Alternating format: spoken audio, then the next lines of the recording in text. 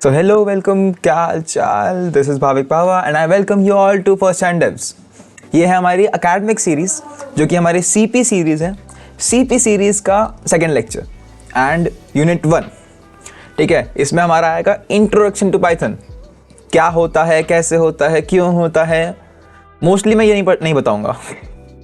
मैं तुम्हें बताऊँगा कैसे कोड करते हैं, फंडामेंटल्स उसके, एंड अपने को जो प्रैक्टिकली चाहिए पेपर के लिए, नॉट द बुलशिट स्टफ कि यार थ्योरी में जा रहे हैं, कौन सी चीज़ क्या होती है, किसने कब इन्वेंट करा था, वो सब नहीं पढ़ते।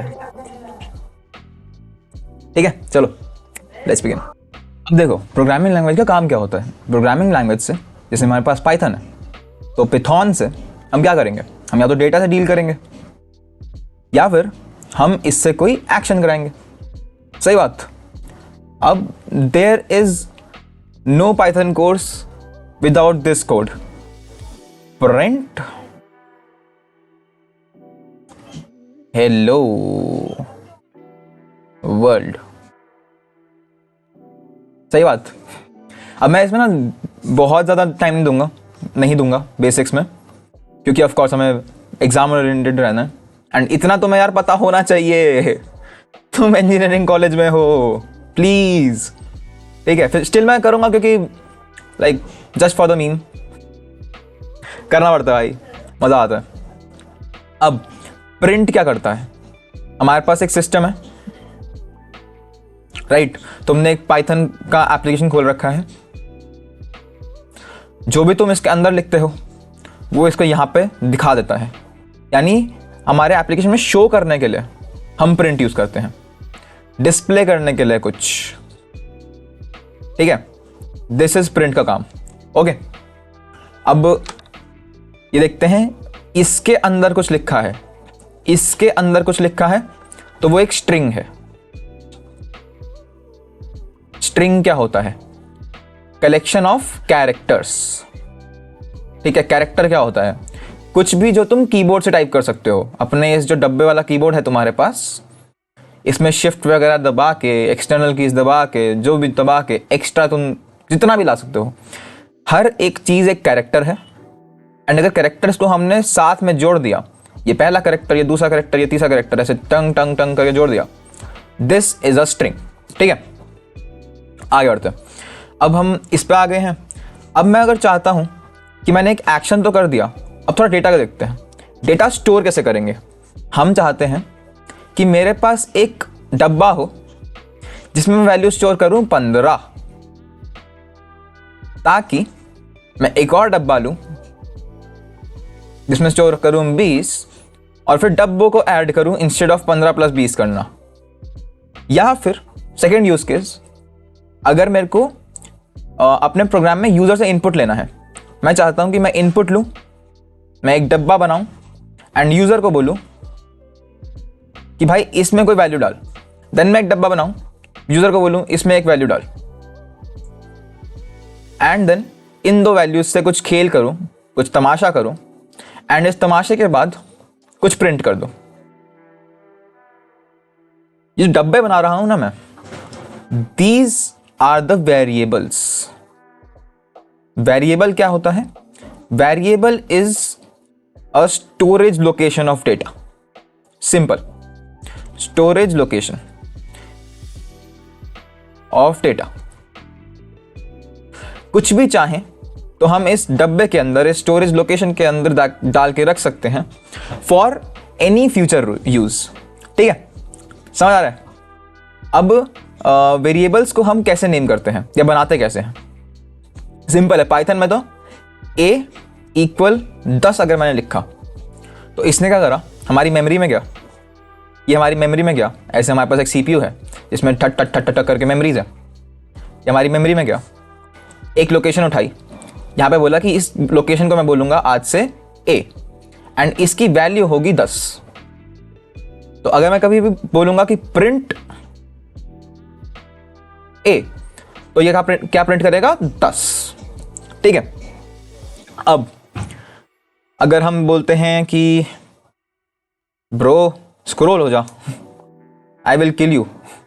हाँ, अब अगर हम बोलते हैं कि मैं इस ए में 10 स्टोर कर रहा हूं, मैं इस ए में चाहता तो ऐसे करके ए स्टोर करता, this would have been a string. मैं चाहता तो कुछ और भी स्टोर कर सकता था। एनी पॉसिबल चीज हम वेरिएबल में स्टोर कर सकते हैं।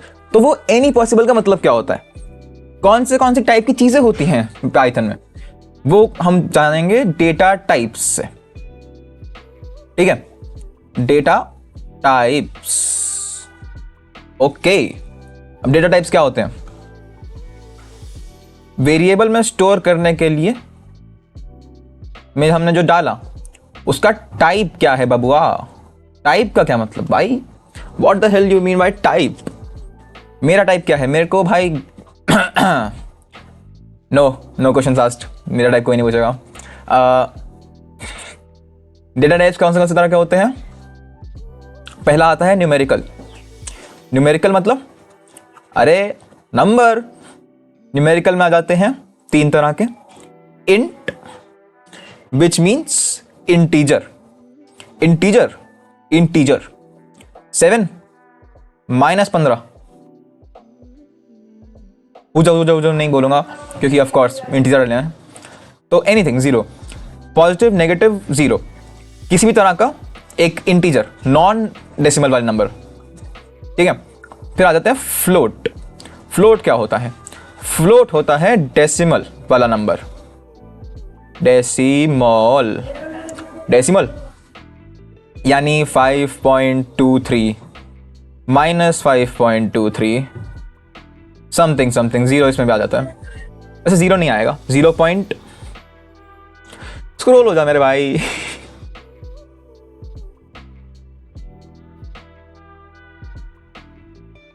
मैंने मुक्का मारना है इसको किस दिन। 0.001 फ्लोट है।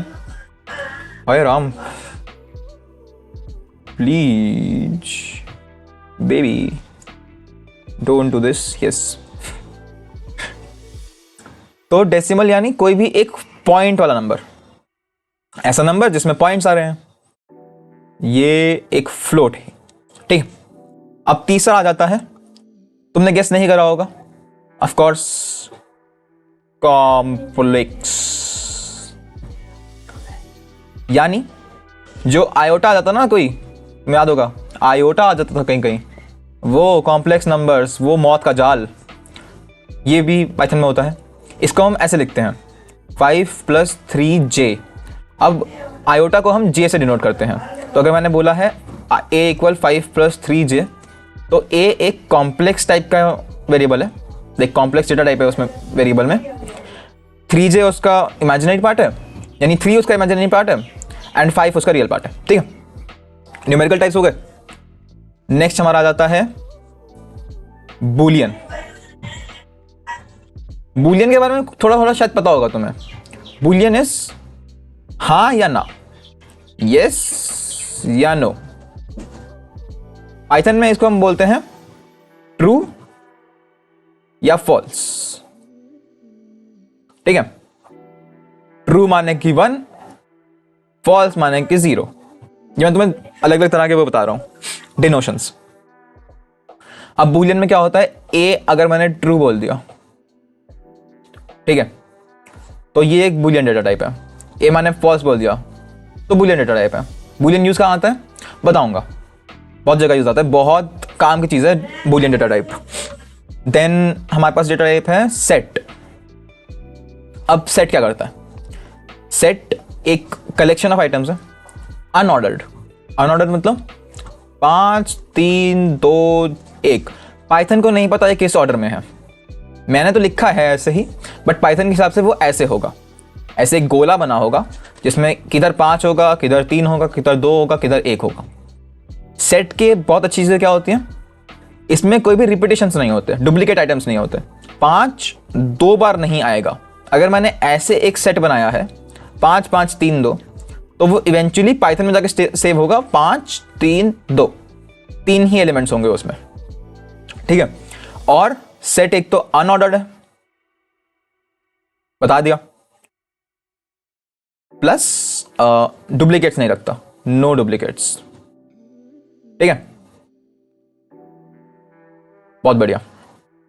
देन हमारा एक डेटा टाइप आ जाता है वैसे सेट में ऑपरेशंस आ जाते हैं फिर।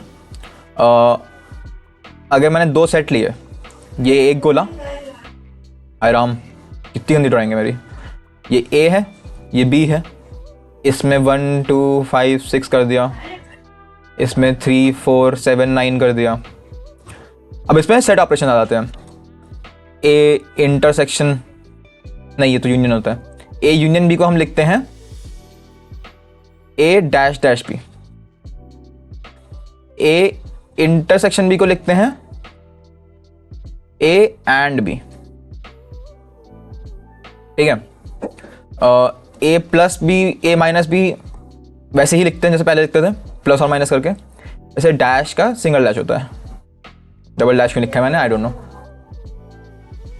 Single dash B, a dash b. Then और सेट ऑपरेशन कौन से होते थे? हाँ, ये जो होता था symmetric difference, a triangle b को हम लिखते हैं ए ऊपर वाला ट्राइंगल बी। ऊपर वाला ट्राइंगल नहीं, इसको कुछ बोलते हैं भाई, मेरे को नहीं पता क्या बोलते हैं, एक्सपोनेंशियल वगैरह के लिए यूज होता है, आई डोंट नो। तो सेट ऑपरेशन आ जाते हैं। इन पे काफ़ी क्वेश्चन बनते हैं, मेरे साल में भी इसमें क्वेश्चन बना था कि सेट ऑपरेशन कैसे करेंगे हमारे पाइथन में, बताओ। एक हमारा डेटा टाइप आ जाता है फ्रोजन सेट। फ्रोजन सेट, इसमें क्या होता है?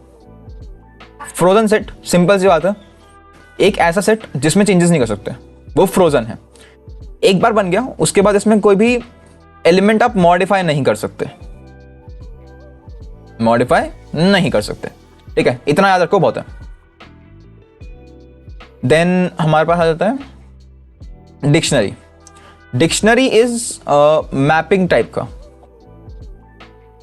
डिक्शनरी मैपिंग टाइप मतलब कि हम एक की लेंगे, उसको एक वैल्यू से मैप करेंगे। मतलब डिक्शनरी ऐसी कुछ दिखती है। Name Bhavik, age 17 and college college NSUT। तो इसमें क्या खास है कि मैंने नेम लिया, उसको मैप कर दिया भाविक से। मैप का मतलब समझ रहे हो ना, एक की होगी, एक वैल्यू होगी, हम एक लाइक सेट्स में ऐसे करते थे, रिलेशंस में ऐसे करते थे, मैपिंग करते थे, वो कर रहे हैं। एज 17 होगी, कॉलेज NSUT होगा। अब इसे हम एक्सेस कर सकते हैं डिक्शनरी को। लाइक अगर मैं इसका नाम डी बोलता हूं तो डी ऑफ नेम, ये अगर मैं मांगूंगा तो वो भाविक दे देगा। तो ऐसे हम एक्सेस कर सकते हैं डिक्शनरी को, ठीक है। इसमें डिटेल में जाएंगे, अभी डेटा टाइप्स हो जाए, फिर कोडिंग पे एक्चुअल आएंगे, मजा आएगा। देन हमारे पास आते हैं सीक्वेंस टाइप्स। सीक्वेंस टाइप्स, अब सीक्वेंस टाइप क्या होता है? लिस्ट, टपल, ठीक है, और रेंज होता है, रेंज होता है। अब लिस्ट क्या करता है? लिस्ट एक कलेक्शन ऑफ आइटम्स है जो कि ऑर्डर में होता है। यानी अगर मैंने यहाँ पे 17, 15, 8 लिखा है तो पाइथन ऐसे ही स्टोर करेगा, वो ऐसे गोला बना के स्टोर नहीं करेगा, वो एक ऑर्डर में स्टोर करेगा। ताकि अगर मैं लिस्ट का पहला एलिमेंट निकालना चाहता हूं तो मैं L0 लिखूंगा और मेरे पास पहला एलिमेंट आ जाएगा 17। ऐसे tuple same as list, but ऐसे में होता है, लाइक नॉर्मल पैरेंथेसिस में होता है, और इम्यूटेबल होता है। लिस्ट म्यूटेबल होता है। म्यूटेबल माने कि हमारे पास हम लिस्ट को चेंज कर सकते हैं, हम उसके एलिमेंट्स को मॉडिफाई कर सकते हैं। अगर मैं L0 बराबर 5 लिख दूं तो मेरा 17 5 बन जाएगा डायरेक्टली लिस्ट के अंदर। बट टपल में ऐसे मॉडिफाई नहीं कर सकते, फिक्स होता है, मॉडिफाई नहीं कर सकते। बहुत बढ़िया, बहुत बढ़िया, बहुत बढ़िया, बहुत बढ़िया। देन रेंज आ जाता है। रेंज एक अगेन सीक्वेंस ऑफ एलिमेंट्स है। बट रेंज मतलब मोस्टली वो होता है range, then starting value, ending value, step value. वो एक्चुअली खुद ही एक आइटरेबल ऑब्जेक्ट बना देता है, जिसमें स्टार्टिंग वैल्यू अगर मैं 3, 10, 1 लिखा तो वो 3, 4, 5, 6, 7, 8, 9 ऐसा एक आइटरेबल ऑब्जेक्ट बना के रख देगा अपने वैल्यू में, अपने लोकेशन में। तो range is a range of elements जो पाइथन में एज ए सीक्वेंस स्टोर होगा, बट हम ऐसे डालते हैं 3, 10, 1, 3 से स्टार्ट करो, 10 पे खत्म करो, 1 का स्टेप लेके वो खुद से एलिमेंट्स डाल लेगा, हमें सारे एलिमेंट्स डालने नहीं पड़ते। ये रेंज का फायदा हो गया।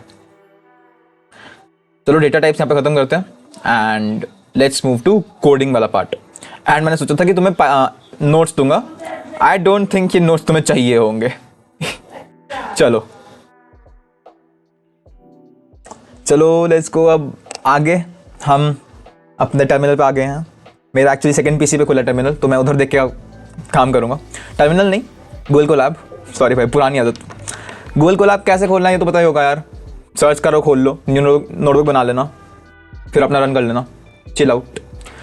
Print hello world works as normal. अब बेसिक डेटा टाइप्स का बता देता हूँ। अगर हमें इंट बनाना है, this is an int and wait, हाँ ये क्या होता है, हैशटैग मार्क के मैं लिखता हूँ अगर कुछ भी, this is int, hashtag mark के जो भी लिखूंगा वो कमेंट होगा। कमेंट कभी भी प्रोसेस नहीं होता इंटरप्रेटर से, यानी जब भी हमारा लाइक कोड रन होगा तो इंटरप्रेटर रन करता है। इंटरप्रेटर होता है जो हमारे इंग्लिश कोड को कंप्यूटर लैंग्वेज में कन्वर्ट करता है। वो कभी भी कमेंट्स नहीं पढ़ता, वो उन्हें इग्नोर मारता है एंड कमेंट लिखते हैं हैशटैग मार के, ठीक है। ये इंट है। अगर मैं b बराबर 1.5 लिखता हूं, ये फ्लोट है, फ्लोट। अगर मैं c बराबर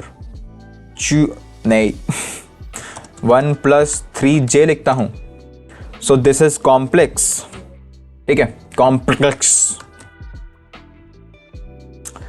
d बराबर हेलो लिखता हूं, दिस इज स्ट्रिंग। अगर मैं e बराबर ऐसे जाता हूं, देन मैं लिखता हूं नेम। थोड़ा जूम कर दूं क्या, वेट, हाँ आई गेस अब ठीक लग रहा होगा। नेम बराबर नेम करके I will name it Bhavik, because my name is Bhavik, don't जज बाई। एंड देन एज 18 लिख देते हैं यार, इतना छोटा नहीं हूँ, ठीक है। दिस वॉज अ डिक्शनरी, 3 क्यों आ गया, ठीक है। देन f बराबर एक लिस्ट बना लेते हैं। लिस्ट ऐसे बनती है स्क्वायर ब्रैकेट में 1 6 8 4 f g बराबर एक टपल बना लेते हैं। टपल ऐसे बनता है 1 6 9 9 8 6 ऐसे, ठीक है। अब एक सेट बना लेते हैं। सेट क्या होता है, एफ जी एच एक मैंने सेट बना लिया। कोई वैल्यू डाल देते हैं भाई 4 7 3। एक्चुअली में कोई एक और चीज़ दिखानी है इसमें, हम हेलो लिस्ट एक हेट्रोजीनियस भी हो सकता है। हेट्रोजीनियस मतलब अलग अलग डेटा टाइप के भी एलिमेंट्स लिस्ट के अंदर आ सकते हैं, ये याद रखना है। This is a tuple, tuple में नहीं आ सकते। This is a set, set में भी नहीं आ सकते, ठीक है। अब फ्रोजन सेट बनाने का एक प्रोसेस होता है। हमने कोई भी h के बाद i बराबर फ्रोजन सेट लिखा एंड देन इसमें कोई भी एक लिस्ट या फिर टपल या फिर कोई भी एक आइटरेटेबल या फिर आइटरेबल थोड़ा सा पाइथन लैंग्वेज है। इन इंग्लिश आइटरेटेबल थिंग डाल सकते हैं। आइटरेटेबल मतलब कोई चीज़ जिसको हम एलिमेंट बाय एलिमेंट देख सकते हैं। यानी इंटीजर अगर है तो वो 15 है, उसमें तुम एलिमेंट बाय एलिमेंट क्या देखोगे, वो एक ही एलिमेंट है।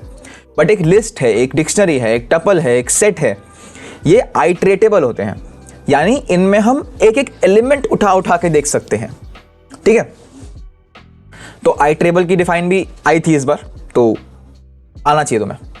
इसमें मैं कुछ भी डाल देता हूँ भाई, 3 6 1 0। तो अब हमारे पास बहुत सारे डेटा टाइप्स इकट्ठे हो गए हैं। This is a frozen set. ठीक है, लेट्स गो नाउ। अब एक और चीज बताता हूं, पाइथन में क्या होता है ना, पाइथन में तुम्हें डेटा टाइप को लिखना नहीं पड़ता। यानी तुम्हें साथ में लिखना नहीं पड़ता कि ये इंट है, ये तुम्हें बताना नहीं पड़ेगा, वो खुद से देख लेता है। तो ये अच्छी चीज़ है पाइथन की। ये भी याद रखना कि तुम्हें साथ में नहीं लिखना पड़ता, ये बहुत अच्छी चीज़ है क्योंकि ये पूछते हैं। तो अच्छी चीज़ें भी वही याद रखो जो पूछते हैं। बाकी क्या यार, पाइथन लैंग्वेज है, यूज़ करनी है, काम निकालना है, क्यों पढ़ाई करते रहे हम उसकी, है ना। चलो अब आगे देखते हैं हम इनके साथ करेंगे क्या। मैं एक एक बात करता हूँ एंड उसके फंक्शन बता देता हूँ तुम्हें। अब एक नया कोड ब्लॉक बनाते हैं। अगर कोई इंट है, मैं अब प्रिंट स्टेटमेंट बहुत यूज होने वाली है, कॉपी करके रख लेता हूँ। हाँ, मैं a स्टार a लिखता हूँ तो a इंटू a हो जाएगा। न्यू ब्लॉक में नहीं आ रहा, शीट मैन, तो शीट हो गया। ठीक है, anyways print a star a, oh double star a। बताता हूँ तुम्हें, ऑपरेशंस बताता हूँ सारे। स्टार क्या होता है, 15 था 225 हो गया, समझे। स्टार क्या होता है, मल्टीप्लाई होता है। Star means multiply. Then double star जो मैंने अभी बनाया था, एक सेकंड तुम्हें कॉपी पेस्ट करके ना इसमें लिख देता हूँ, याद रहेगा। मल्टीप्लाई, देन डबल स्टार क्या करता है, टडंग, ये होता है पावर के लिए। पावर को एक्सपोनेंट भी बोल सकते हो, बट पावर लाइक जनरली एक नॉर्मल चीज़ है बोलने के लिए। तो अगर मैं a नहीं लेता, 15 बहुत बड़ा अमाउंट हो जाएगा। एक्चुअली 15 का स्क्वायर कर लेते हैं, यानी 15 रेज टू द पावर 2, 225 आ गया। देन प्रिंट में a प्लस a समझते हो, प्लस होता है, माइनस समझते हो, डिवाइड के लिए स्लैश होता है, डिवाइड के लिए स्लैश होता है। 1.0 आ गया। ठीक है, अब आगे बढ़ते हैं। ऑपरेशंस ये थे, और क्या आना चाहिए तुम्हें। मेरा माउस कहाँ जा रहा है, वेट। हाँ, लो अब एक एक करके सारे बाकी के इंपॉर्टेंट डेटा टाइप्स के देख लेते हैं। ऑपरेशंस कौन से होते हैं, जैसे कि अगर मैं बोलता हूं कि प्रिंट, एंड मैंने लिस्ट को क्या बोला था, लिस्ट को कौन सा डेटा टाइप दिया था, f दिया था, राइट। अगर मैं बोलता हूं f ऑफ 0, अब हमेशा याद रखना इंडेक्सिंग स्टार्ट्स फ्रॉम 0। तुमने बहुत मीम्स देखे होंगे, इवन इफ तुमने आज तक कोड लिख के नहीं देखा, मीम्स तो भाई हर बंदा देखता है कोडिंग के। स्टार्टिंग 0 से होती है, काउंटिंग हमेशा, ओके। तो f ऑफ 0 मतलब फर्स्ट एलिमेंट जो होगा, तो ये क्या करेगा, प्रिंट। f ऑफ 0 ने 1 प्रिंट कर दिया, f ऑफ 1 लिखता तो इसने 6 प्रिंट कर दिया, f ऑफ 1 6 है। ठीक है, अब मैं एक दो और चीज़ें कर सकता हूं। अगर मैं print and then f star 2 करता हूं तो ये उसी एरे को 2 बार जोड़ देगा। ठीक है, एंड अब कुछ और चीज़ें होती हैं। लिस्ट के जो ऑपरेशंस होते हैं वो होते हैं f डॉट अपेंड। अपेंड में मैंने कुछ भी डाल दिया, यानी बाई। अपेंड क्या करता है, कोई एलिमेंट लेगा जो भी हमने इसमें डाला और उसको लिस्ट में डाल देगा, अपेंड कर देगा, जोड़ देगा। ठीक है, अब मैं अगर प्रिंट एफ करता हूं तो उसने बाय को जोड़ दिया है, ठीक। एफ डॉट पॉप होता है, पॉप लास्ट एलिमेंट को पॉप कर देगा, लास्ट एलिमेंट को उड़ा देगा, ठीक है, रिमूव कर देगा। प्रिंट एफ करता हूं तो उसने बाय को उड़ा दिया। अब मैं एक और चीज कर सकता हूं, अगर मैं एफ डॉट पॉप को भी एक प्रिंट स्टेटमेंट के अंदर लिखता हूं तो एफ डॉट पॉप भी हमारा जो एलिमेंट उड़ा है उसको रिटर्न करता है, यानी एफ डॉट पॉप ने जो एलिमेंट उड़ाया उसको हम प्रिंट कर सकते हैं अगर हम एफ डॉट पॉप को एक प्रिंट के अंदर लिख देते हैं, ठीक है। देन स्लाइसिंग होती है, स्लाइसिंग होती है बाय, एक बार कमेंट में लिख के दिखा देता हूं क्या होता है सिंटेक्स। एफ के अंदर स्टार्ट स्टॉप स्टेप, ठीक है। क्या मतलब, स्टार्ट कहां से होगा, अगर मैंने लिखा प्रिंट एफ का स्टार्ट कहां से होगा, कौन सा एलिमेंट से स्टार्ट करना है, मेरे को चाहिए फर्स्ट एलिमेंट से, यानी फर्स्ट नहीं सेकंड एलिमेंट से, फर्स्ट इंडेक्स से। एंड कितने एलिमेंट है, 1 2 3 4। लास्ट लाइक स्टॉप जो होता है वो इंक्लूसिव नहीं होता है, एक्सक्लूसिव होता है, यानी मैंने अगर स्टॉप में 4 लिखा है तो वो 3 तक ही लेगा, ठीक है। अगर मैंने 4 लिखा है तो वो 3 तक ही लेगा, 3 लिखा है तो 2 तक ही लेगा, ऐसे होता है। तो हमारे पास 0 1 2 3 तक ही है, मैं 3 लिखता हूं। एंड स्टेप में अभी कुछ नहीं डाल रहा, अगर स्टेप में कुछ नहीं डालते तो 1 लेता है, यानी वो सारे एलिमेंट्स लेगा उसके बीच के हैं। ओ हाँ, कॉमा नहीं भाई, मैं डर गया, पता नहीं क्या करा मैंने। हाँ 6 और 8, 6 और 8 कैसे, एफ क्या है 1 6 8 हेलो, 6 फर्स्ट इंडेक्स हो गया, 8 सेकंड इंडेक्स हो गया। मैंने 1 से 3 करा था, 3 हेलो है बट वो 2 तक ही लेगा, 1 कम तक चलता है, तो 6 और 8 उसने कर लिया। स्लाइस मतलब एक एरे है, उसमें से हमने कोई पार्ट स्लाइस करके यूज कर लिया।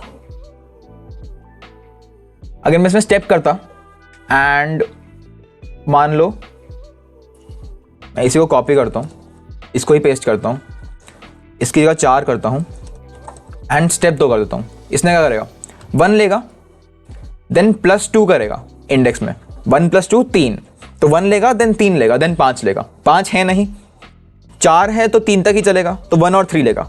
तो हमारा आंसर क्या आना चाहिए, 1 और 3, 6 और हेलो, 0 1 2 3, तो 1 और 3, बहुत बढ़िया आ रहा है। अब इसी तरह से हम एक डिक्शनरी में भी इंडेक्सिंग करते हैं, बट डिक्शनरी भी अनऑर्डर्ड होती है, अनऑर्डर्ड होती है, विच मीन्स कि नेम पहले है या फिर एज पहले है, पाइथन को नहीं पता, उसको की पता है और वैल्यू पता है, ठीक है। ई है हमारे डिक्शनरी का नाम, तो थोड़ा सा ई से खेल लेते हैं। ई का मैं नेम एक्सेस कर सकता हूं, ई का 0 एक्सेस करूंगा तो एरर आएगा, क्योंकि 0th इंडेक्स पे क्या है उसे नहीं पता, क्योंकि इंडेक्सेस एग्जिस्ट नहीं करते, सेट की तरह है, गोला है, ठीक है। नेम भाविक आ गया। अब अगर मैं बोलता हूं प्रिंट ई का एज, तो एज क्यों करूंगा फिर, बताइए तुम्हें, ई डॉट कीज, ये करेगा dict keys name comma age, कौन सी कीज एग्जिस्ट करती हैं,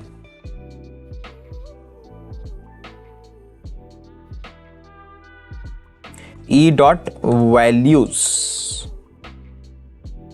डिक्ट वैल्यूज भाविक 18, कौन सी वैल्यूज एग्जिस्ट करती हैं,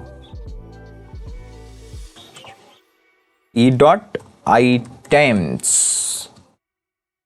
माने कि कौन सी आइटम्स एग्जिस्ट करती हैं, सिंपल आइटम्स। अब ये एज टपल देता है हर आइटम, यानी मैंने नेम डॉट डॉट भाविक लिखा था, उसको इसने एक टपल बनाया और मेरे को एक लिस्ट में डाल के सारे टपल्स दे दिया, यानी एक हर रो एक टपल बन गई है, ठीक है। हाँ डिक्शनरी में तो इतना ही आता है जनरली, आगे बढ़ते हैं। देखो लिस्ट में हो गया, एक बार सेट देख लेते हैं, सेट का नाम क्या है हमारा, एच है। एक और बना लेता हूँ, एच तो बनाया ही था, दिक्कत ना आए नेमिंग में, तो मैं जेड ले लेता हूँ, मेरे को याद नहीं कहाँ से नेमिंग करनी है मेरे को, और अगला सारा है देखने में। 6 सेट Z2, ठीक है, एच और जेड है, ठीक है सेट्स हमारे। मैं क्या कर सकता हूँ ना, एच डंडी जेड। डंडी का क्या मतलब था, यूनियन। यूनियन माने जो भी दोनों एलिमेंट्स में दोनों सेट्स में एलिमेंट्स हैं, दोनों को मिलाया और जितने भी यूनिक एलिमेंट्स थे उन्हें भेज दिया। यूनियन पता ही होगा यार, यूनियन तो पता ही होगा। एक सेकंड दिखा देता हूँ भाई यूनियन एक बार क्या होता है। अगर दो सेट्स ऐसे एग्जिस्ट करते हैं तो यूनियन होता है ये पूरा का पूरा जो भी एरिया हमें मिल रहा है, टोटल एरिया पूरा। देन अगर दो सेट्स एग्जिस्ट करते हैं तो इंटरसेक्शन होता है ये जो बीच वाला एरिया है। याद दिला रहा हूं भाई, याद कर लो, काम आती है बहुत ये चीज। सेट्स बहुत पसंद है अपने कॉलेज को, क्या बताऊं, प्रेमी लोग हैं। ये होता है सिमेट्रिक डिफरेंस। देन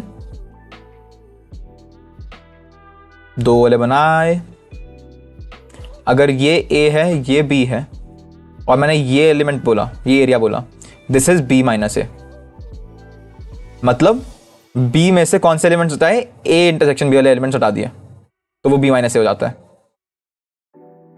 एंड अगर ये एरिया बोलता तो this was a minus B,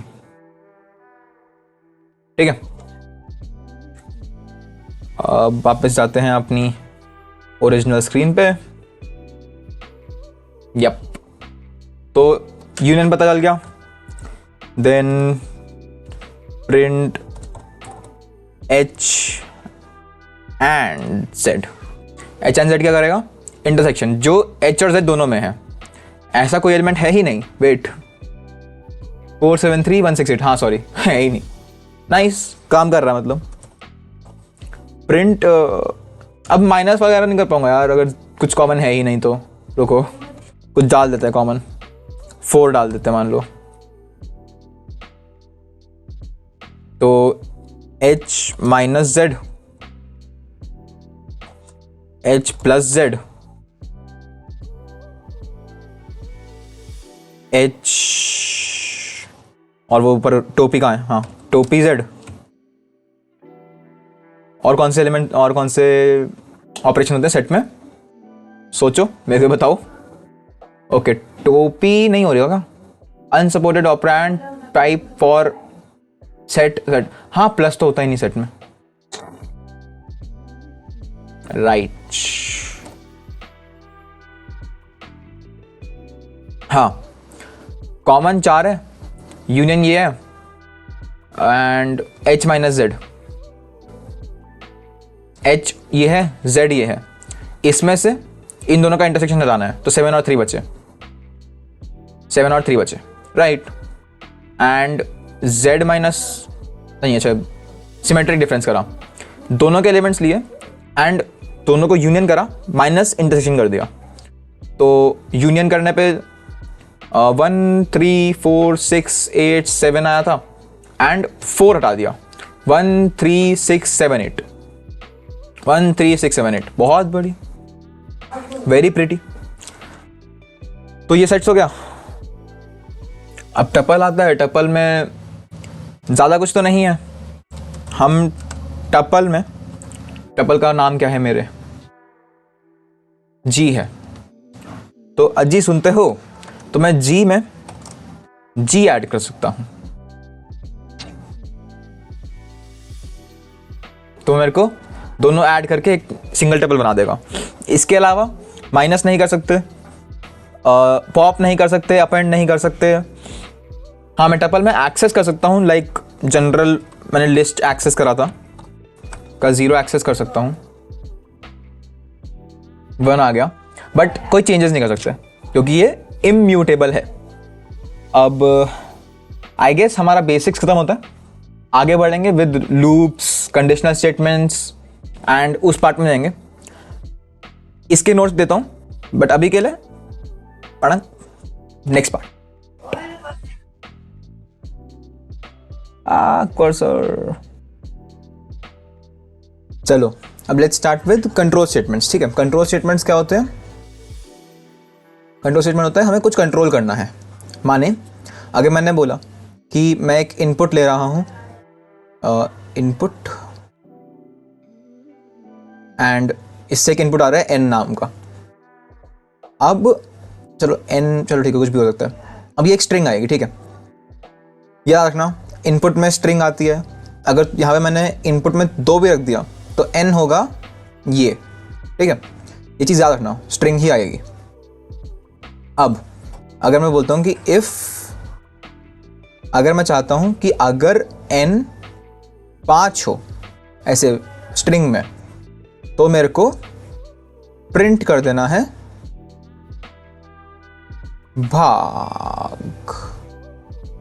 भग। ऐसे में भग लिखा है बट अगेन मतलब थोड़ा सा दिख नहीं रहा। अब इस चीज़ को कैसे देखते हैं उसका सिंटेक्स समझते हैं, आ जाओ। इफ वैसे ही रहेगा, मतलब छोटा आई नहीं बड़ा, छोटा आई रहेगा बड़ा आई नहीं रहेगा। इफ n 5 इक्वल ऐसे, एंड देन यहां पे जो तुम्हें कोड एग्जीक्यूट करना है विच मीन्स यहां पे मैं लिख दूंगा प्रिंट समथिंग, ठीक है। अब इक्वल कहां से आया? रैंडमली, वो बता देते हैं। हमने उसके टाइप्स नहीं करे, ऑपरेटर्स के टाइप्स नहीं करे। So let's jump to operators के टाइप्स, जिससे तुम्हें ये भी समझ आ जाएगा। वो मिस हो गया, सो लेट्स गो। एक तो हो जाते हैं असाइनमेंट। असाइनमेंट माने कि n इक्वल 5 लिखता हूं तो मैं इक्वल से असाइन कर रहा हूं n को वैल्यू 5, तो इक्वल एक असाइनमेंट ऑपरेटर है। अब सिमिलरली अगर मैं लिखता हूं कि n इक्वल 5 था, फिर मैंने लिख दिया n प्लस इक्वल 10, इससे क्या होगा? इससे होगा ये कि n में पहले 5 ऐड होगा, इसमें पहले 10 ऐड होगा, एंड दोनों n की वैल्यू में चला जाएगा। यानी इसका जो है एलोंगेटेड फॉर्म होता है n इक्वल n प्लस 10। अगर मैंने n प्लस इक्वल x लिखा है, it means n equal n plus x, ठीक है। तो ये भी एक असाइनमेंट ऑपरेटर है, यानी ये एक वैल्यू डाल ही रहा है, बस ऐड करके डाल रहा है। सिमिलरली माइनस इक्वल टू होता है, डिवाइड इक्वल टू होता है, स्टार इनटू इक्वल टू होता है। इसी के साथ भी इक्वल टू लगा दोगे वो असाइनमेंट ऑपरेटर बन जाएगा, एंड वैसे ही ओपन होगा। जैसे माइनस इक्वल टू होगा n minus equal to x, मतलब n equal to n minus x, ठीक है। अब ये असाइनमेंट ऑपरेटर होते हैं। देन होते हैं तुम्हारे कंपैरिजन ऑपरेटर। कंपैरिजन ऑपरेटर क्या होते हैं? क्या वो बड़ा है, क्या वो छोटा है, एंड क्या वो इक्वल है।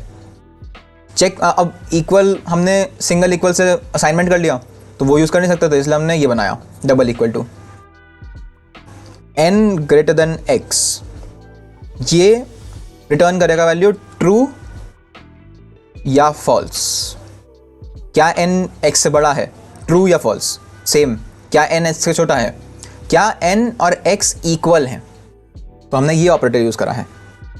देन ऑपरेटर्स बताते रहेंगे साथ साथ, ठीक है। इतना तुमसे थ्योरी कोई नहीं पूछने वाला, let's just stick to the topic.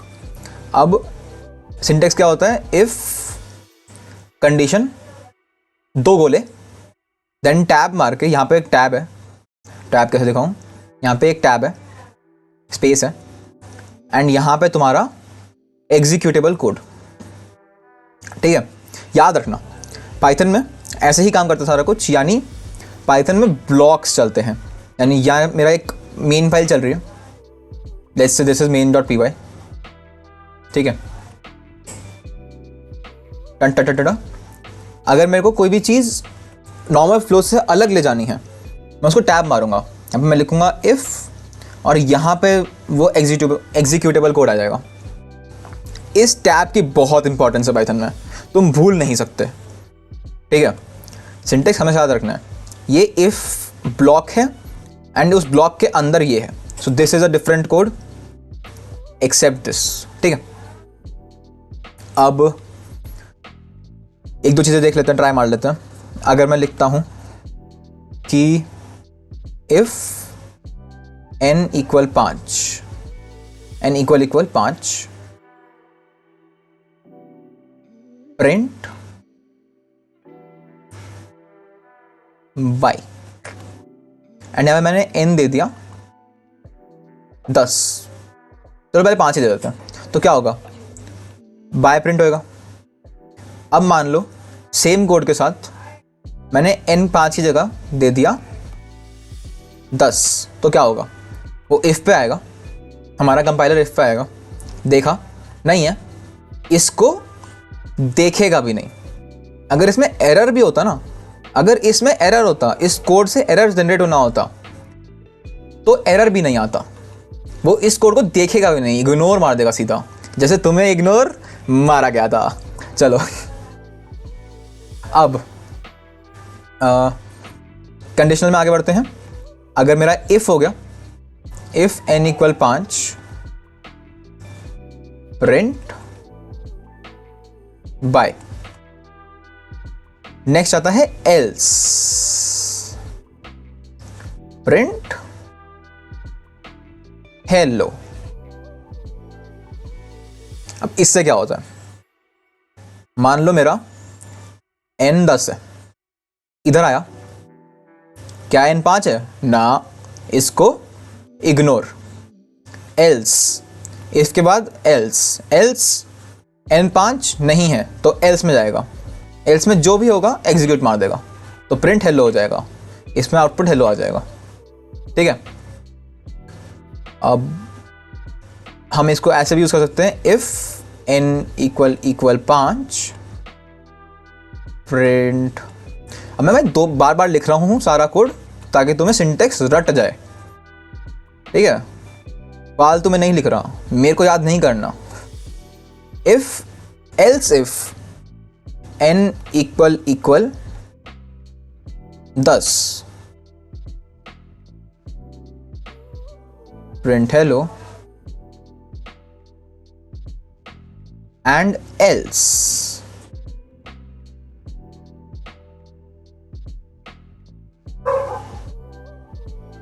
Print ना, आई डोंट नो क्यों लिखा मैंने, बट लिखा है।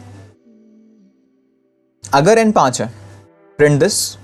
अब इसको ना ऐसे नहीं लिखते, एल्स इफ नहीं होता, मैंने तो समझाने के लिए लिखा, अगर इफ n 5 वरना अगर n 10 वरना ये, ऐसे है, अगर 5 वरना अगर 10 वरना ये।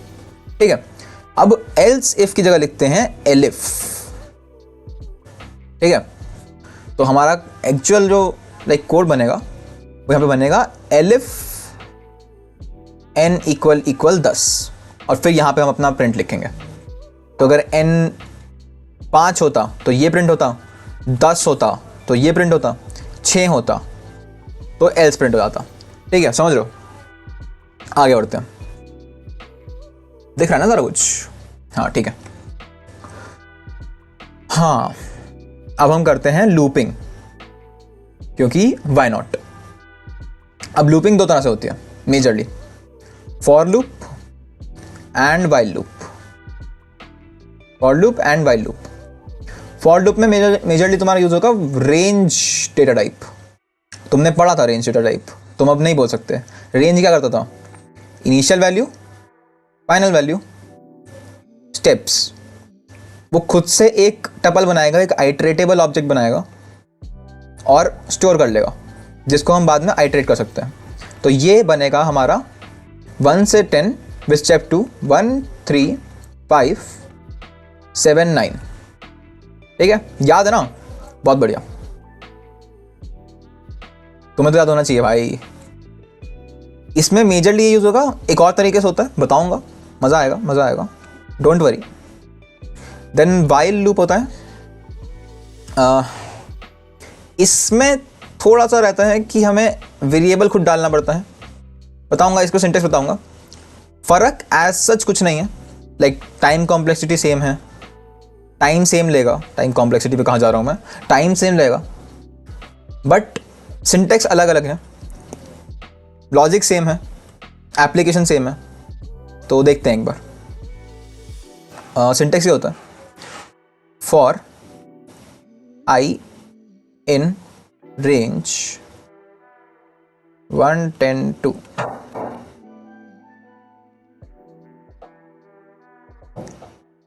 Print i. अब इससे होने क्या वाला है, सिंटेक्स अगेन यहाँ पे एक टैब है, लाइक एक स्पेस है, स्पेस नहीं टैब है, क्या बोल रहा हूँ मैं। अगेन वही कंपाइलर क्या करेगा, इसके अंदर आएगा, इसके पास आएगा एंड देन इसके अंदर घुसेगा। ओके, यहाँ आई एक वेरिएबल है जो इसी लूप में डिफाइंड है। अगर मैं इसके बाद प्रिंट आई करता हूँ लूप के बाहर तो ये मेरे को देगा एरर, क्योंकि आई सिर्फ इस लूप के अंदर एग्जिस्ट करता है। ठीक है, स्पेशली उसके लिए ही आता है आई। आई की जगह मैं कुछ भी लिख सकता हूँ, x y z alpha beta something, कुछ भी। ये वेरिएबल होता है जो आइटरेट करेगा हमारा। फॉर आई इन रेंज, ये क्या करता है, रेंज में हमारे पास है 1 3 5 7 9।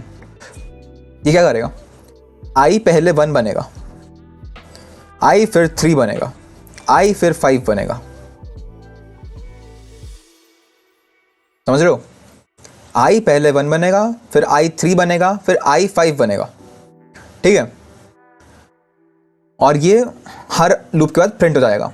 यानी पहले आई इक्वल टू 1 हुआ एंड प्रिंट स्टेटमेंट कॉल हुई और तो प्रिंट हो गया। देन आई 3 हुआ, देन प्रिंट हो गया, देन आई 5 हुआ और वो प्रिंट हो गया। तो फॉर आई इन रेंज ये प्रिंट ये, यानी आई 1 से शुरू होगा और इसके अंदर जितना कोड होगा सारा आई इक्वल 1 के लिए एग्जीक्यूट होगा। देन आई 3 बनेगा, देन इसके अंदर जितना कोड होगा वो आई इक्वल टू 3 के लिए एग्जीक्यूट होगा। तो बार बार एग्जीक्यूट करने के लिए होता है। ठीक है, समझ लो। हाँ ठीक। वाइल का सिंटेक्स, वाइल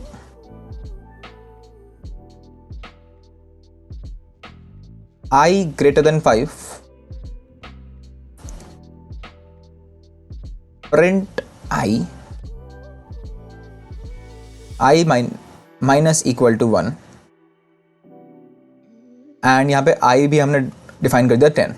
अब मैंने इसमें क्या करा है, एक्चुअली ना मैंने बोला था फॉर में वो वेरिएबल खुद से बन जाता है इसी लूप के अंदर, वाइल में बनाना पड़ता है। एंड वही थोड़ी सी आलस वाली बात है एंड ये स्क्रॉल नहीं हो रहा है तो आई विल जस्ट, हाँ अरे भाई लैग हो गया। हाँ तो ये हमारा वाइल का कोड है, थोड़ा अलग कर लेता हूँ। ये हमारा वाइल का कोड है। पहले मैंने आई को 10 माना जब तक आई 5 से बड़ा है। ठीक है, जब तक आई 5 से बड़ा है print I, and her iteration के बाद आई 1 कम हो जाना चाहिए। इससे क्या हो रहा है, जब तक आई 5 से बड़ा है तो हमेशा ये चेक होगी, हर बार कोड एग्जीक्यूट होगा एंड देन ये चेक होगा, देन कोड एग्जीक्यूट होगा, देन ये चेक होगा, ऐसे होता है। तो आई 10 है, आई 10 है, क्या आई 5 से बड़ा है, यप प्रिंट आई, प्रिंट हो गया आई 10 प्रिंट हो गया, आई 1 कम कर दो तो अब 9 हो गया है, आई इक्वल टू 9 हो चुका है। अब आई 5 से बड़ा है, यप प्रिंट आई कर दो 9, देन 1 कम कर दो, आई इक्वल टू 8 हो गया है। क्या आई 5 से बड़ा है, यस, तो प्रिंट आई कर दिया, 1 कम कर दिया, 5 से बड़ा है, आई 5 से बड़ा है, यस प्रिंट आई कर दिया 7, आई 5 से बड़ा है, या प्रिंट आई कर दिया 6। जैसे ही 6 प्रिंट हुआ, प्रिंट आई हुआ 6 हुआ, आई कितना हो गया 5 हो गया, 5। अब आई इक्वल टू 5 है, आई इक्वल टू 5 है और वो यहाँ चला गया। क्या आई 5 से बड़ा है, नो, तो ये प्रिंट हुआ 10 9 8 7 6। ओके, तो ये होता है वाइल लूप का सिंटेक्स। एंड चलो अब एक नया कॉन्सेप्ट है फॉर एल्स, जिसके लिए पहले हमें समझने पड़ेंगे कुछ कीवर्ड्स विच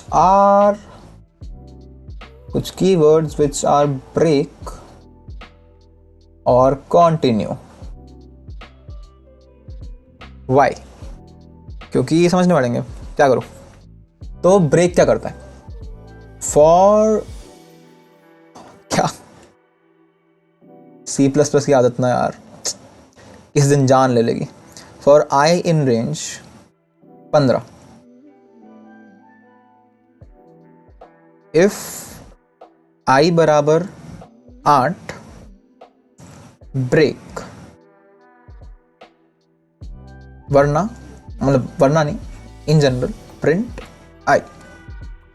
अब इसमें हो क्या रहा है, बहुत कुछ ना लिख दिया, समझते हैं।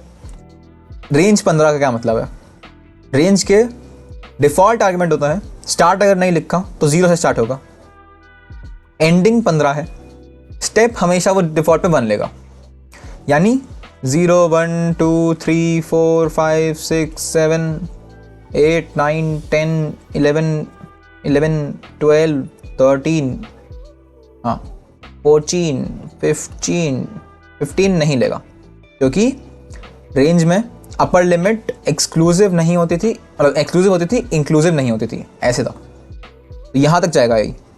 इफ आई इक्वल 8, जैसे ही आई 8 है, अगर आई 8 है, break. What is break, break means loop उड़ा दो, ब्रेक मीन्स जहां हो वहीं खड़े हो जाओ।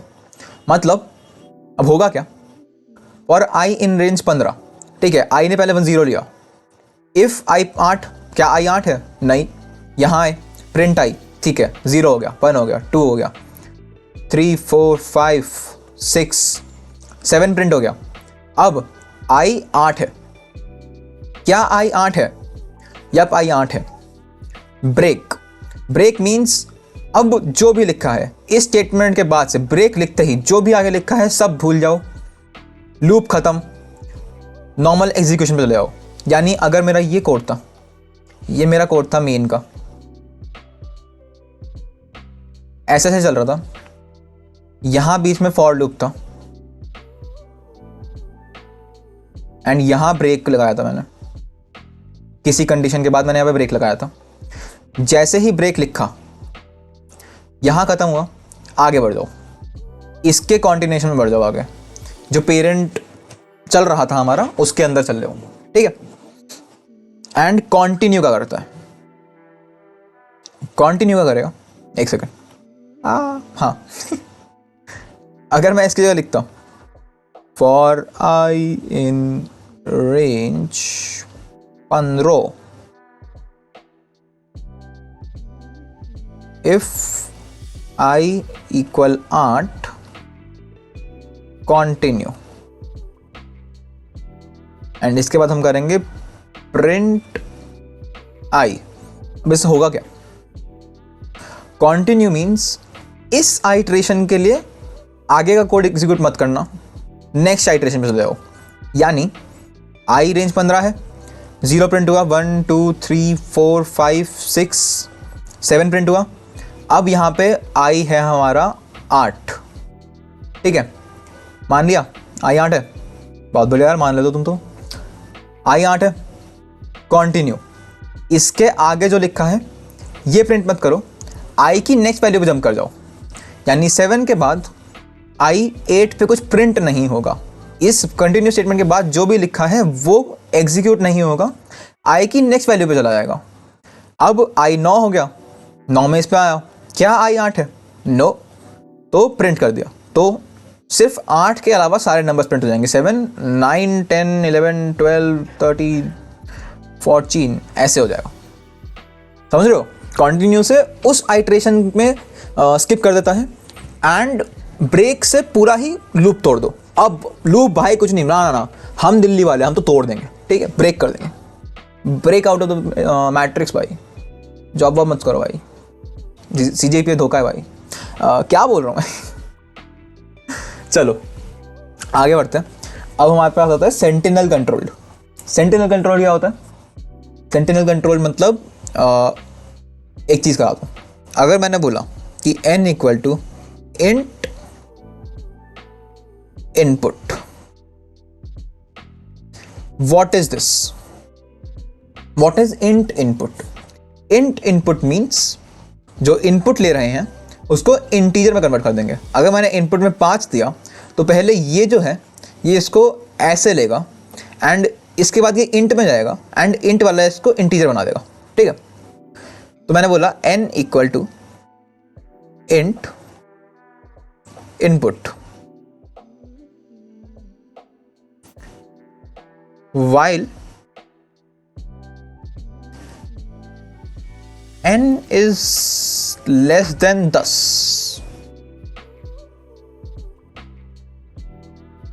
while n is less than 10, print n and मैंने लास्ट में क्या करा था, n को चेंज करा था बार बार, वरना while लूप तो एक ही पे अटक जाएगा, करता ही रहेगा, इनफाइनाइट लूप बन जाएगा। तो मैंने क्या करा, n equal to int input.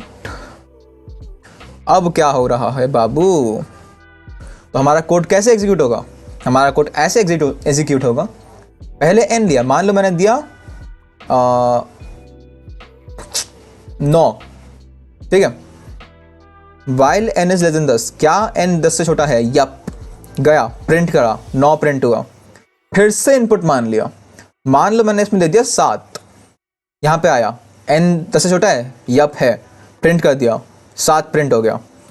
फिर से मांग लिया, मान लो इस बार मैंने 15 दे दिया तो n 15 है, क्या लूप आगे चलेगा, नहीं, while n is less than 10 से बड़ा हो गया हो, अब तो यहाँ आएगा ही नहीं, यहाँ भी नहीं आएगा। This is sentinel controlled, sentinel means user controlled, sentinel controlled loop, माने कि हमारे इनपुट के बेस पे हो रहा है। अब इसका यूज कहाँ होता है, अगर मैंने बोला अपने क्वेश्चन में बोला, मैंने क्वेश्चन दिया, क्वेश्चन में बोला कि टेक इनपुट्स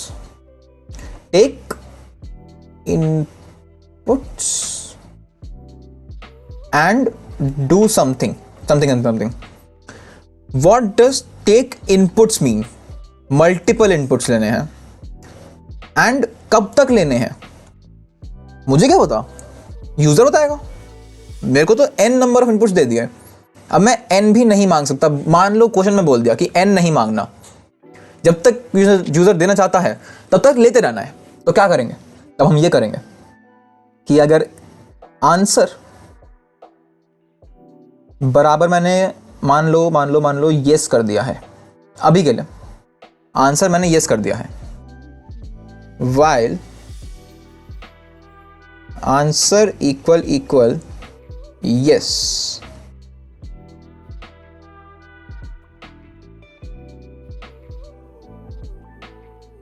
एक सेकेंड, हाँ, n equal to int input. अब ये इनपुट लेगा, देन लेट्स से मैंने यहाँ पे कुछ कोड लिख दिया। मान लो मेरे को क्वेश्चन में बोला था take inputs and multiply by 2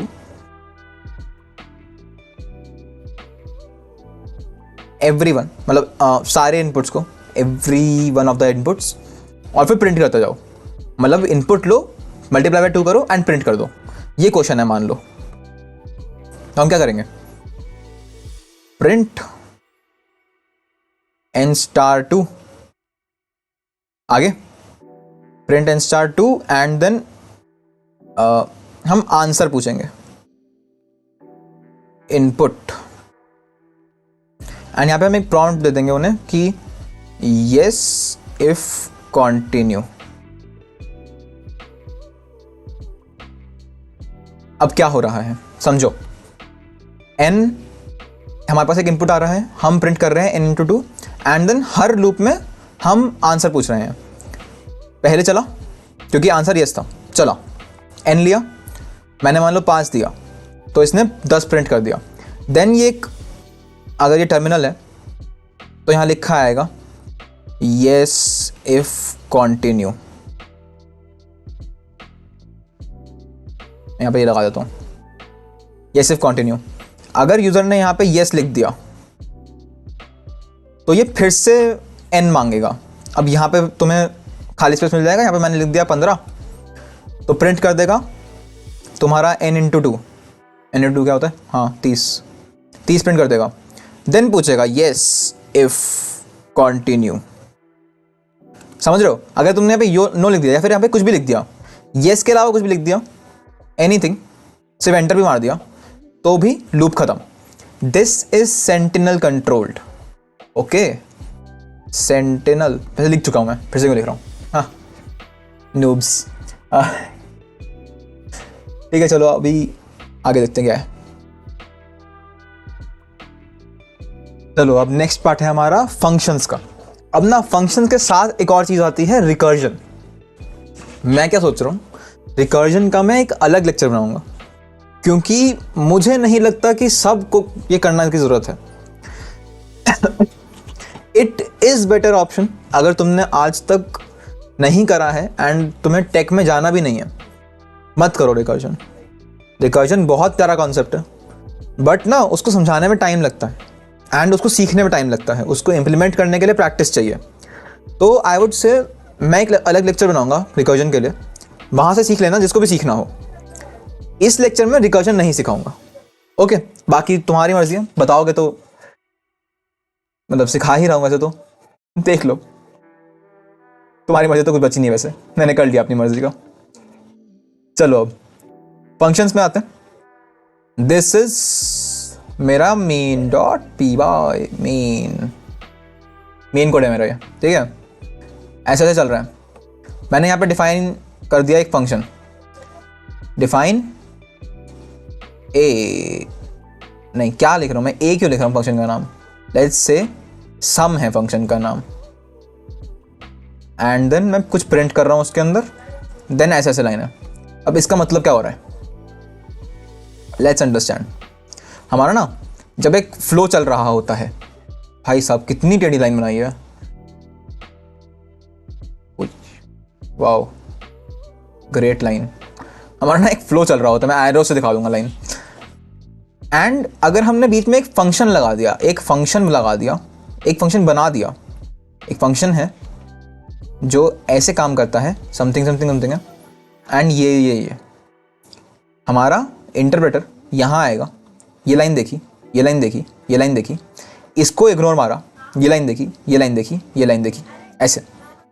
function एक ब्लॉक ऑफ कोड है जो एग्जीक्यूट नहीं होगा जब तक तुम उसे एग्जीक्यूट कराना नहीं चाहते। समझो, फंक्शन एक ब्लॉक ऑफ कोड है जिसको जब तक तुम बुलाओगे नहीं, जिसको जब तक तुम बोलोगे नहीं कि भाई तू एग्जीक्यूट हो जा, तू अब काम कर जा, तब तक वो करेगा नहीं। इसका फायदा क्या है? इसका फायदा ये है कि मैं एक डब्बा ऑफ कोड है मेरे पास, जिसको मैंने फंक्शन f बोल दिया। मैं इस डब्बे को कभी भी, कितनी भी बार, कहीं भी बुला सकता हूं, वो वहां पे एग्जीक्यूट हो जाएगा। यहां पे लाइनें चल रही हैं, यहां पे लाइनें चल रही हैं। मैंने एक बार डब्बा बना दिया यहाँ पे, उसके बाद मैंने एक बार बुलाया उसे, मैंने फिर से एग्जीक्यूट करा दिया, मैंने फिर एग्जीक्यूट करा दिया। तो फंक्शंस ना तुमसे पूछ सकते हैं डिफाइन में या थ्योरी में, फंक्शंस का काम क्या होता है। फंक्शंस का काम ये होता है कि वो हमारे कोड को एक तो रीडेबल बनाते हैं, कि एक डब्बा है एंड मैं बार बार बुला रहा हूँ, तो मेरे को बार बार ये डब्बे वाला कोड लिखना नहीं पड़ रहा, तो code is much more readable. वो मॉड्यूलर है। मॉड्यूलर मतलब मॉड्यूलैरिटी पता होगा तुम्हें, इंग्लिश में पता होगा। मॉड्यूलैरिटी होती है कोई भी चीज़ हटा लगा पाना। तो एक डब्बा है, उसको मैं बार बार यूज़ कर पा रहा हूँ, एक ही चीज़ को बार बार यूज़ कर पा रहा हूँ, चिपका पा रहा हूँ अपने कोड में, तो दैट इज़ मॉड्यूलैरिटी। वो कोड को रीडेबल बनाता है, वो रिडंडेंसी कम करता है। रीडेबल, रिडंडेंसी भी सेम चीज़ बार बार लिखना पड़ता, सेम कोड बार बार हमारे कोड बेस में होता, क्या फ़ायदा है उसका? ठीक है, बस लाइनें बढ़ा रहे हो तुम, किसी को शो ऑफ मारने के लिए लाइनें बढ़ा रहे हो कि 1000 लाइन का कोड है, जबकि सेम चीज़ मैंने 5 बार लिख रखी है। That is stupid stuff. ठीक है, ह्यूमनली अंडरस्टैंडेबल मिल जाता है रीडेबल की वजह से, मॉड्यूलर हो जाता है, बेसिकली समझ गए हो तुम। अब सिंटेक्स क्या होता है? सिंटेक्स ये होता है define, DEF। DEF means defining a function. यहाँ फंक्शन का नाम, देन यहाँ पे आर्ग्यूमेंट्स, देन यहाँ पे जो एक कोड एग्जीक्यूट करना है। अब what do you mean by arguments bro? ये तो समझ आ गया, डिफाइन एक कीवर्ड है, DEF एक कीवर्ड है। DEF, यहाँ फंक्शन का नाम डाल देंगे, मैंने जैसे सम डाला था। What do you mean by arguments?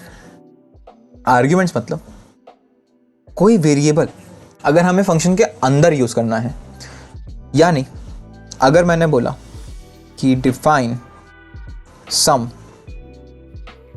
a, b,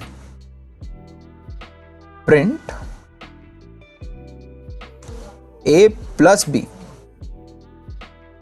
what is this?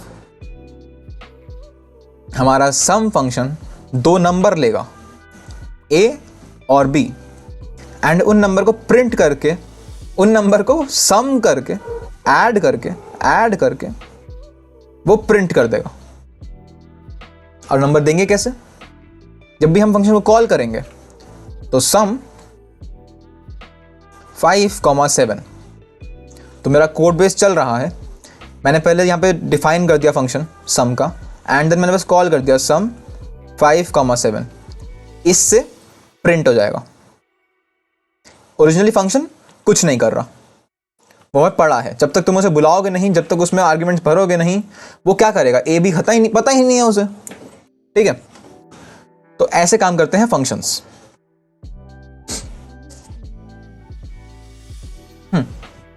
जैसे कि हम मैथ्स में देखते थे, f ऑफ x बराबर x square plus 2। What does this mean? f(x) एक फंक्शन है जिसको x स्क्वायर प्लस 2 रखा है हमने। f ऑफ 1 होगा 1 प्लस 2 विच इज 3। तो अगर मैंने एक फंक्शन डिफाइन कर दिया जो x स्क्वायर प्लस 2 प्रिंट करता है, एंड देन मैं f ऑफ 1 लिख रहा हूं, हमारे पाइथन में ऐसे लिखते हैं f ऑफ 1, तो वो 3 प्रिंट कर देगा। समझ रहे हो ना? अब फंक्शंस में एक और चीज आती है, प्रिंट की तरह ही एक रिटर्न नाम की चीज होती है। अब व्हाट इज रिटर्न? कि अगर मैंने लिखा define sum a, b, return a plus b, नहीं एक्चुअली ये नहीं होता, हाँ, एंड सम 5,7, हाँ सॉरी वो 3 उंगलियां लग गई थी एंड टैब चेंज हो गया था। And print sum 5,7 a equal to sum 5,7। Now what are these things? देखो होता क्या है ना, रिटर्न मीन्स ये वैल्यू को लो एंड बाहर फेंक दो, एज सिंपल एज दैट। अगर मैंने एक फंक्शन बनाया है जो रिटर्न a प्लस b कर रहा है, वो वैल्यू लेगा, बाहर फेंक देगा। सम 5,7, 5 प्लस 7 क्या होता है? 12, बाहर फेंक देगा। पर बाहर फेंकने से क्या हुआ? कुछ नहीं हुआ। That's the point. अगर मैंने सिर्फ सम 5,7 लिखा है एक लाइन में, उसने 12 एग्जीक्यूट करा एंड बाहर फेंक दिया, फेंक के वेस्ट हो गया, क्योंकि कुछ कैच करने के लिए नहीं था उसे। अगर मैंने लिखा है प्रिंट ऑफ सम 5,7, तो क्या हो रहा है? सम 5,7 ये 12 वैल्यू रिटर्न करेगा, 12 वैल्यू को बाहर फेंक देगा। बाहर प्रिंट है तो this will execute print of 12 और ये 12 को प्रिंट कर देगा। समझ रहे हो? वो अपने से बाहर फेंकता है वैल्यू। अगर मैंने बोला सम इक्वल 5,7 a के इक्वल है, तो इसने एग्जीक्यूट करा, 12 रिटर्न करा एंड बाहर फेंक दिया। a उसे कैच करने बैठा था, तो अब a की वैल्यू 12 हो गई है। ऐसे वर्क करता है रिटर्न, ठीक है? हाँ, अब आर्ग्यूमेंट्स, आर्बिट्ररी आर्ग्यूमेंट्स कैसे पास करते हैं वो देख लो। आर्बिट्ररी आर्ग्यूमेंट्स क्या होता है? कोई भी नंबर ऑफ आर्ग्यूमेंट्स कैसे पास करते हैं, यानी define some all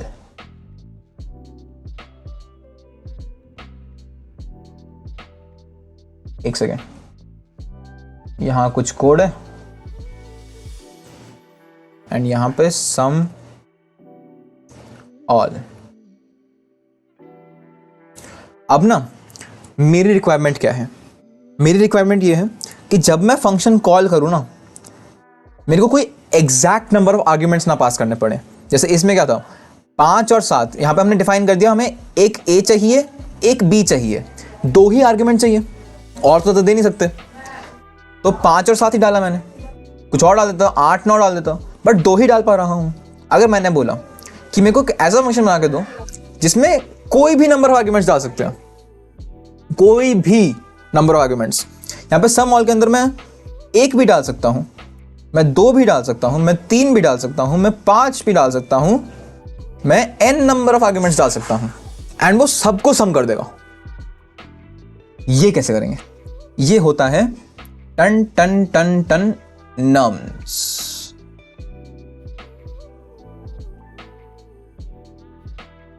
What does this mean? This means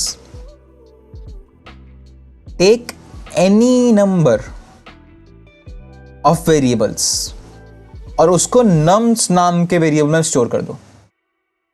मतलब star means take any number of variables, take any number of values, and उन सबको क्लब करके nums नाम के एक वेरिएबल में स्टोर कर दो। nums क्या बनेगा? एक टपल बनता है, यानी ये सब कुछ एक टपल के अंदर स्टोर हो जाएगा।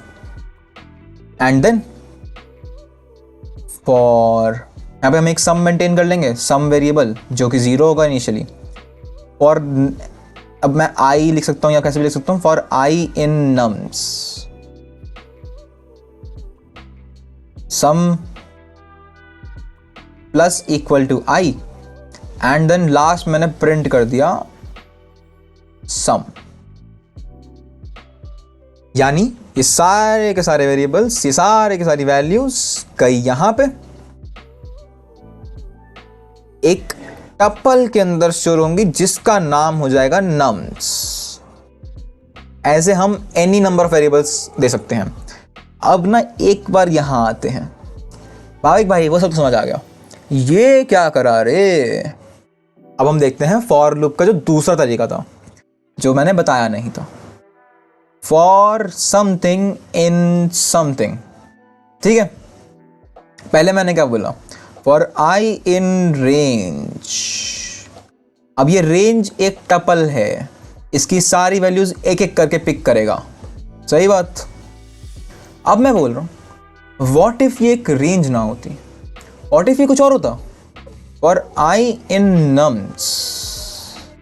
नम्स भी एक टपल है, तो क्या मैं i को हर नम्स के एलिमेंट से मैप नहीं कर सकता? कर सकता हूं यार। तो मतलब नम्स में ये जो 2 3 4 5 6 हैं, i पहले 2 बनेगा, देन 3 बनेगा, देन 4 बनेगा, ऐसे बढ़ता जाएगा। एक और चीज कर सकता था मैं, for i in l print i, and मान लो मेरा L पता है क्या है, ग्रीन लेते हैं यार, नहीं ब्लू लेते हैं यार। मेरा L है हाई बाय यो समथिंग, कुछ भी है, ये एक लिस्ट है। आइट्रेबल, यप कंप्लीटली आइट्रेबल है। मैं i को सिर्फ इंटीजर नहीं बना सकता, मैं i को कुछ भी बना सकता हूं। उस आइट्रेबल का एक एलिमेंट बनेगा i। तो इसमें क्या होगा पता है, for i in l print i, पहले i हाई बनेगा वो प्रिंट हो जाएगा, देन i बाय बनेगा वो प्रिंट हो जाएगा, देन i यो बनेगा वो प्रिंट हो जाएगा। ठीक है, जनरली ये 2 ही होते हैं, either we have an iterable object and हम लगते हैं for some variable in some variable जो इसका नाम होगा a, तो फॉर समथिंग इन a, और या फिर हम लिखते हैं फॉर i इन रेंज, ऐसे। ठीक है, let's go.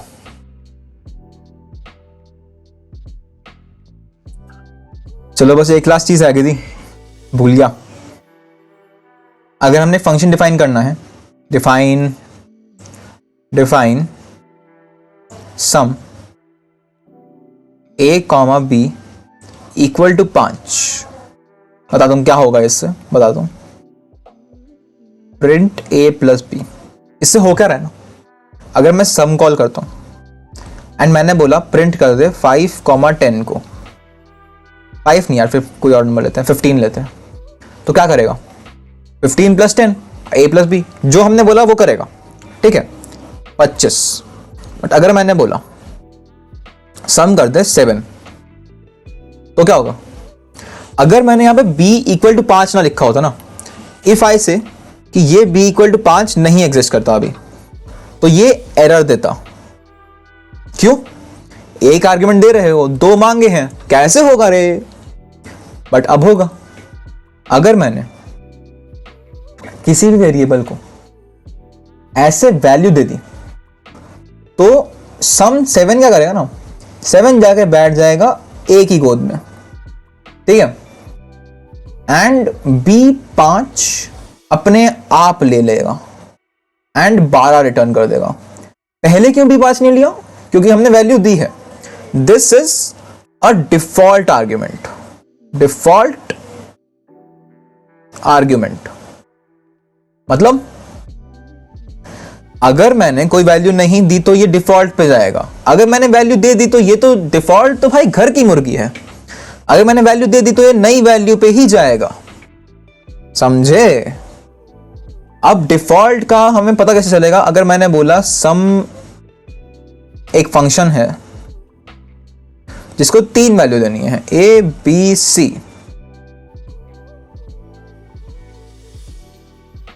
Print a + b + c, मैंने सम कॉल करा, मैंने बोल दिया 7, क्या मैं इसको = 5 इसको = 6 लिख दूं तो ये कोड सही है? No, this will give an error. Why? क्योंकि डिफॉल्ट आर्ग्यूमेंट्स का एक रूल है, डिफॉल्ट आर्ग्यूमेंट्स में हमेशा राइट मोस्ट की वैल्यू सबसे पहले डिफॉल्ट देनी पड़ेगी, देन उससे पिछले वाले की डिफॉल्ट देनी पड़ेगी, ठीक है। यानी अगर मेरे को ऐसे करना था तो मेरे को करना पड़ता, बैक हो जा, ओ माय गॉड कितना आगे चला गया, हाँ, तो मेरे को करना पड़ता c = 5 p = 6।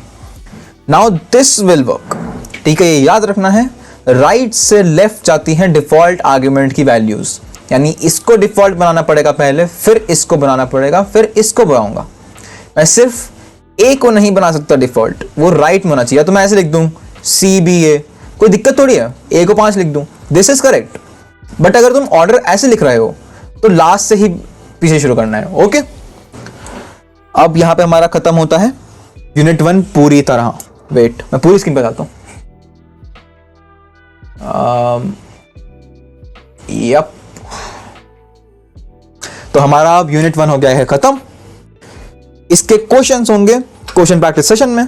ये बस थ्योरी थी, प्योरली बेसिक्स थे, तुम्हारे फंडामेंटल्स पाइथन के। सीखो, समझो, याद करो। मिलेंगे नेक्स्ट यूनिट में। सारी यूनिट होने के बाद आएगा प्रैक्टिस सेशन, पीवाईक्यू सेशन भी आएंगे, लास्ट में हो सका तो मैराथन भी आएगी। फोड़ते हैं, मजा आएगा। Let's do it.